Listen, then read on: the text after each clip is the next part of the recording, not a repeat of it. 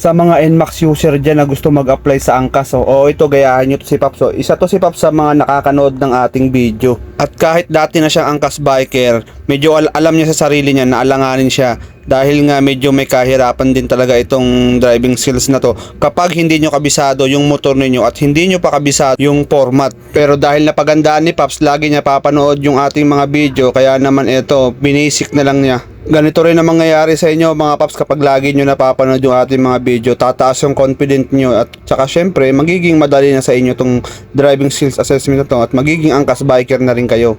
Tara, panoorin na natin siya sa 1, 2, 3, 4. So ayan, ang ganda ng handling niya, no? Tapos dito sa number 1, unang ikot, no? Ayun, very good yung ikot sa number 1. Number 2. Number 2. So very good din sa number 2. At syempre sa number 3, buwelo. Ang ganda ng lawak ng buwelo niya, oh.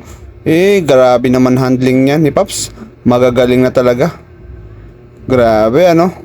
Sa mga nagbabalak mag-apply dyan, ano pang ginagawa ninyo? Pag-aralan nyo ng mabuti, ah. Dito naman mga Paps, pagkatapos nyo makapasa sa driving skill assessment, meron pa kayong seminar na kailangan atinan. At dito naman tinuturo yung sa mga batas trapiko, kung paano sumunod at hindi maging kamote sa kalsada. Lahat po yan tinuturo yan dito sa seminar. Yung hinahanap ninyo, dito yun mga Paps makikita. Kaya ride safe everyone. Shoutout sa'yo, EJ Lagi daw Cesar.